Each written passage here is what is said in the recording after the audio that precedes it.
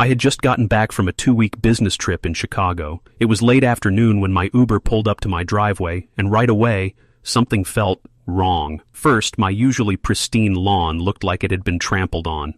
The garden beds I'd meticulously designed, the ones with the layered tulips and ornamental grasses, had fresh cigarette butts scattered across them. The gate to the side yard was wide open, which was odd because I'd locked it myself before leaving. But the biggest shock came when I put my key into the front door and found it unlocked. Now I'm the kind of guy who double-checks every lock before I leave for even a weekend.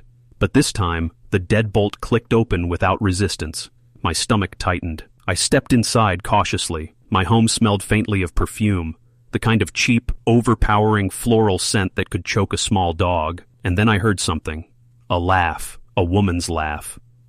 Following the sound, I turned into my living room and nearly dropped my luggage. Sitting on my couch in my bathrobe with her feet up on the coffee table was none other than Karen, my next-door neighbor and the self-appointed queen of the HOA. She didn't even flinch when she saw me. "Oh, you're home early," she said with a sugary smile, like I'd interrupted her afternoon tea rather than walked into my own house. I was too stunned to respond at first. Karen is, well, Karen. Mid-50s, bleach-blonde bob, designer sunglasses that she wears even indoors, and an opinion on everything from your mailbox paint to how long you leave your garbage bins out. She'd been a constant thorn in my side ever since I bought the place 2 years ago. "Karen, what are you doing here?" I managed to ask. She waved her hand like it was nothing. "Oh, the HOA noticed your grass was looking a little dry, so I took the liberty of checking inside to make sure you hadn't, abandoned the place. Then I thought, why let a perfectly good house sit empty while you're gone? It's been such a stressful month, so I stayed here for a bit.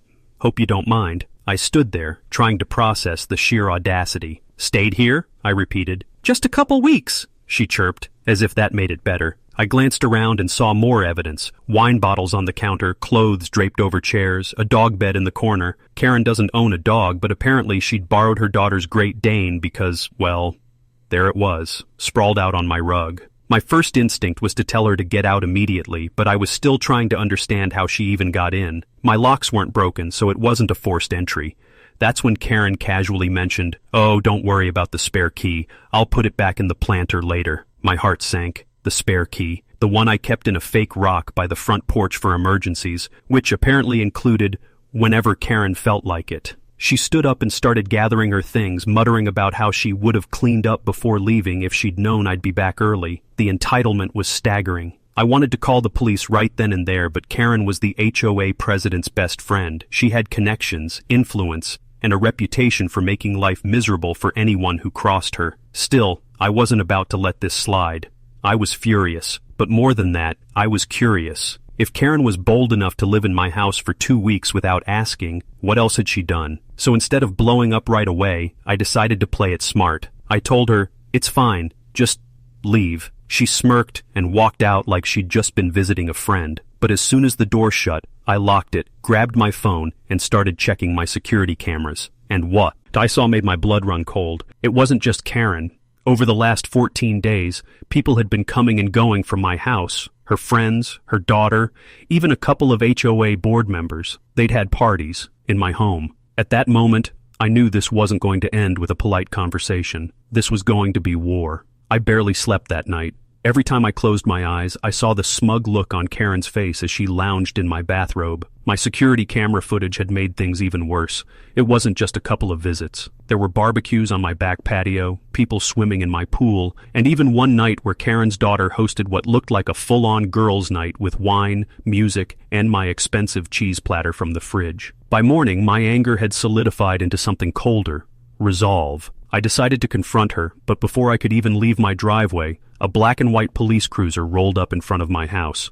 My heart sank. 2 officers stepped out, one of them already looking annoyed. "Are you the homeowner?" the taller one asked. "Yes," I said cautiously. The shorter officer flipped open a small notebook. "We received a call from your neighbor, Karen, claiming you've been trespassing in this property. She says the house is under HOA investigation for abandonment and that she has been authorized to manage it." I nearly laughed. "You've got to be kidding me." But they weren't. Apparently, Karen had wasted no time spinning her own version of events. She told them she'd been taking care of my house at the HOA's request, and when I showed up unannounced, I'd refused to prove ownership. I pulled up my ID, my mortgage statement on my phone, and even the deed. The officers looked embarrassed, but they admitted they were required to file a report since a complaint had been made. When they finally left, I saw Karen standing on her porch, sipping cointreau. Feel like a villain in a soap opera. She even gave me a little wave. That was it. She wasn't just bold, she was strategic. She wanted me to lose my temper so she could weaponize the HOA against me. If I stormed over there yelling, she'd have harassment complaints filed in minutes. So I took a different route. I started digging. First stop, the HOA bylaws. I had a copy from when I bought the house. I combed through them looking for any rule she might have broken. Most of it was standard: lawn maintenance, garbage bin placement, no unsightly holiday decorations after January 10th. But then I found something interesting. Section 14, subsection C. Board members and associates may not use another resident's property without written permission from the homeowner. Violation will result in an automatic $5,000 fine and potential removal from the board. Karen wasn't technically on the board, but she was a direct associate. She attended every meeting, advised on enforcement, and worked hand in hand with the president. And according to my security footage, she'd used my home for personal gain without written permission. This was my crack in her armor. But before I made my move, I needed more than just a fine. I wanted her to face public embarrassment. She thrived on her image as the perfect, rule-abiding neighbor. If that image cracked even a little, her influence would crumble. So I did what any sane person would do. I started gathering everything. Every minute of security footage from the last 2 weeks. Screenshots of her and her guests lounging in my pool. Audio from my doorbell cam of her telling someone she had the place all to herself, and most importantly, proof that she'd changed my thermostat settings to tropical levels. It was petty, but it screamed, "I live here." By the time I was done, I had a file so thick it could crush a small peach. A coon.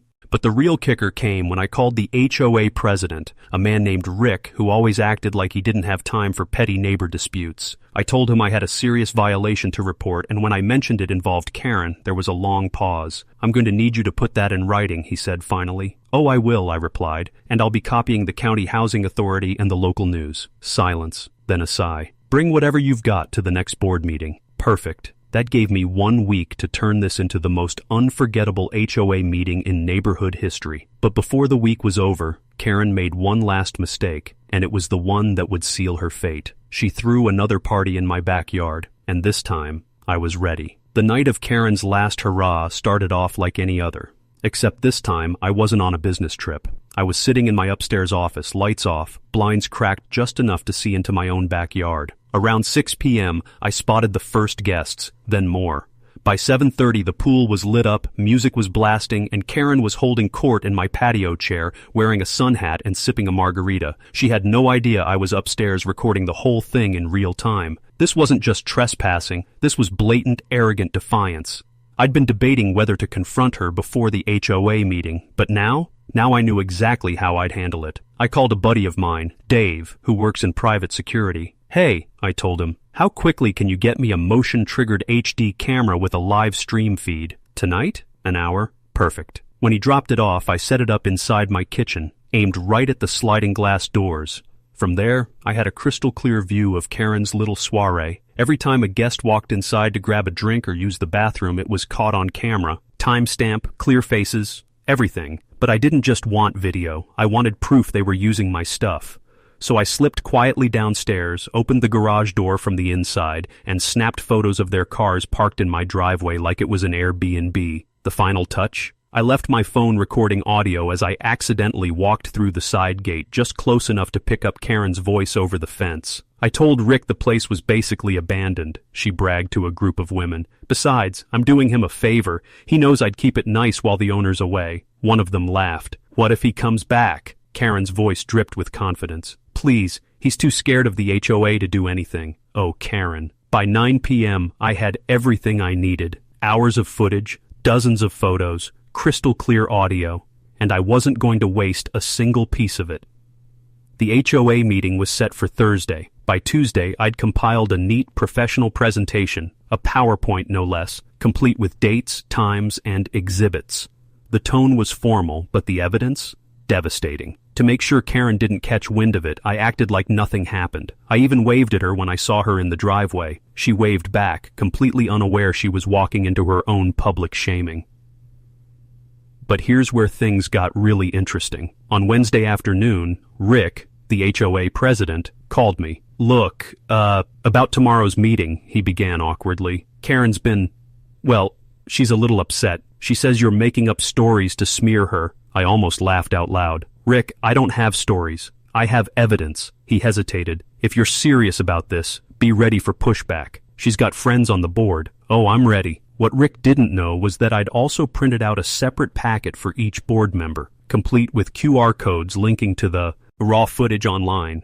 I wanted them to see that I wasn't bluffing. That night, I barely slept, not because I was nervous, but because I was so ready to finally flip the power dynamic. When Thursday came, I arrived at the HOA meeting 10 minutes early. The conference room in the clubhouse was already half full, retirees sipping coffee, a few bored spouses scrolling through their phones. Karen was there too, chatting loudly with a couple of her allies. She didn't even look at me. Perfect.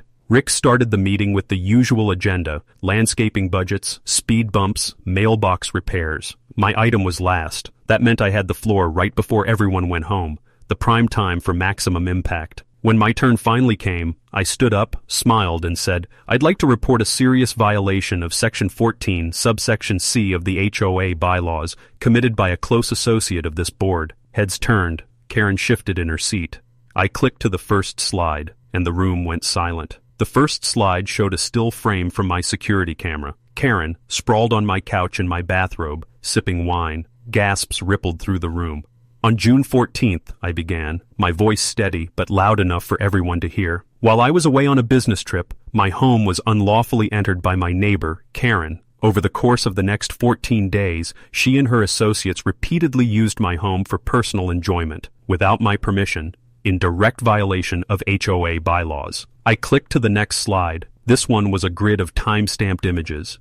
Karen's daughter hosting a girls' night, people swimming in my pool, strangers grilling on my patio, wine bottles on my counter. "That's not me," Karen blurted, her voice an octave too high. I turned slowly toward her. "Would you like me to play the video?" Her mouth snapped shut. Slide after slide, I laid it out. The spare key in the planter, the thermostat set to tropical, her Great Dane sleeping on my rug. Then came the crown jewel, audio from the night of her last party. I told Rick the plus. He was basically abandoned. Besides, I'm doing him a favor. A few board members exchanged uneasy glances. Rick shifted uncomfortably in his chair. "And just to be clear," I said, "at no point did I give Karen, or anyone, written or verbal permission to enter my home. This was trespassing, plain and simple." I walked to the end of the table and began passing out the printed packets, each with a neat cover page labeled Exhibit A through H. Inside, along with stills and transcripts, were the QR codes linking to the raw footage. One older man in the back, Mr. Collins, who'd been in the neighborhood for 30 years, muttered, "Well, that's just shameful." Karen's cheeks flushed deep red. "This is ridiculous. The HOA president knew about it," she snapped, pointing at Rick. Every head turned toward him. Rick cleared his throat. "I was told the homeowner had left it to her care. I didn't know." He trailed off under the weight of half a dozen skeptical stares. "Regardless of what you were told," I said, keeping my tone calm, "Section 14C is clear. Board members and associates may not use another resident's property without written permission. That's a $5,000 fine and potential removal from the board. And yes, Karen is an associate. She attends meetings, advises on enforcement, and carries out inspections on behalf of this board." I let the silence hang for a beat before adding, "I'm also prepared to forward all of this to the County Housing Authority and, if necessary, local law enforcement." That landed like a hammer. A couple of people in the audience actually whistled. The treasurer cleared her throat. This is pretty damning, Karen. If what's here is true, it's a major violation." Karen's voice was shaking now. "You can't," but she was cut off by another board member. "Karen, you broke into his house and you had parties? This isn't defensible." I out. Most felt bad for her. Almost. Rick finally spoke, his voice resigned. "We'll need to go into a closed session to discuss the fine and disciplinary action. But based on what I've seen, I don't think there's much to discuss." That was my cue. I packed up my laptop and walked out without another word. Half the room followed me into the hallway, patting me on the back, muttering things like "good on you" and "about time someone stood up to her." I even caught Mr. Collins chuckling under his breath. By the time I got home, the neighborhood group chat was on fire. Someone had already leaked a blurry photo from the meeting. Karen's face frozen mid-argument, my slideshow visible in the background. The damage was done, but the best part? I hadn't even started the final stage of my plan. The morning after the meeting, I expected Karen to come storming over, maybe screaming about defamation or threatening to call her lawyer. Instead, silence. Her driveway, usually lined with her Lexus and her daughter's SUV, was empty, curtains drawn, porch lights off. I figured she was hiding. By noon, I had my answer. An HOA-wide email from Rick. Subject, HOA Board Update. Due to a serious violation of Section 14C, Karen, last name, will no longer be serving in any capacity as an associate or advisor to the HOA. Effective immediately, she is prohibited from performing property inspections or representing the board in any matter. The board has also voted to impose the maximum fine allowable, $5,000. It was short, professional, and brutal. Within minutes, neighbors were talking. By 2 p.m., someone had posted a screenshot of the email in the local Facebook group with the caption, "Guess Queen Karen's reign is over." The comments. Oh, the comments. Knew something was off with her. Remember when she told me my mailbox wasn't regulation height? Karma. But I wasn't done yet. See, Karen's biggest weapon had always been intimidation. She counted on the fact that no one wanted to deal with the drama of taking her head on, so even though she was removed from the HOA's inner circle, I wanted to make sure she never got that power back. That's where the footage came in. The day after the board meeting, I uploaded the unedited video from my security cameras to a private YouTube link. No commentary, no dramatic music, just pure time-stamped proof of what she'd done. Then I emailed the link to every single homeowner in the neighborhood with a short note, for anyone curious about what actually happened. No accusations, no insults, just the truth, in high definition. The effect was nuclear. By the weekend, Karen couldn't step outside without getting looks. Parents crossed the street when she walked her dog. People she'd once bossed around now ignored her completely. Her influence evaporated overnight. And then came the sweetest twist of all. 3 weeks later, I got a letter from my insurance company. They'd been contacted by the HOA regarding a claim. Apparently, during one of her unauthorized stays, Karen's Great Dane had scratched up my hardwood floors. Since it was caused by an unauthorized occupant, the HOA ruled she was financially liable. That $5,000 fine, now joined by an $8,200 repair bill. The next time I saw her, she wasn't wearing designer sunglasses or barking orders. She was hauling boxes into her daughter's SUV. Moving day. We made eye contact for half a second. No wave this time, just a look.